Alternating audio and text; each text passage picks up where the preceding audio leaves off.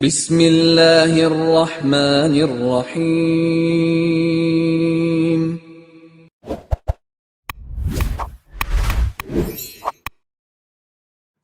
السلام علیکم ورحمۃ اللہ وبرکاتہ۔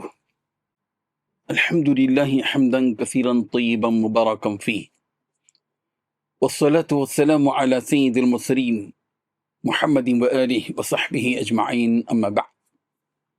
حاضرین و ناظرین، یہ درس حدیث نمبر 403 ہے اور آج کا عنوان ہے عمامہ مبارک کا شملہ کندھوں کے درمیان ہوتا۔ روایت سماعت فرمائیے، ترجمے کے بعد تشریح کی جائے گی۔ بسم اللہ الرحمن الرحیم۔ عن ابن عمر رضی اللہ عنہما قال كان النبي صلى الله عليه وسلم إذا اعتم سدل عمامته بين كتفيه، قال نافع وكان ابن عمر يفعل ذلك، قال عبيد الله ورأيت القاسم بن محمد وسالما يفعلان ذلك، رواہ الترمذی۔ ترجمہ یوں ہے، حضرت عبداللہ بن عمر رضی اللہ عنہما سے مروی ہے، وہ فرماتے ہیں کہ رسول رحمت صلی اللہ علیہ وسلم جب پگڑی مبارک باندھتے تو اس کے شملے کو اپنے دونوں کندھوں کے درمیان لٹکا دیتے تھے۔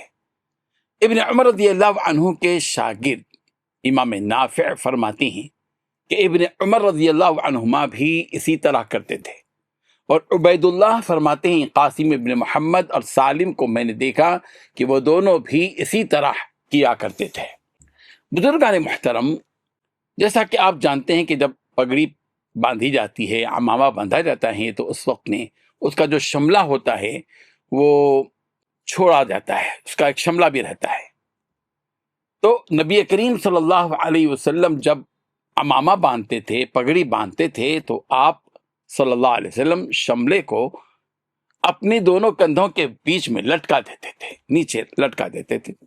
یہ روایت نبی کریم صلی اللہ علیہ وسلم کے طریقہ لباس اور عملی سنت کو نہایت واضح انداز میں بیان کرتی ہے۔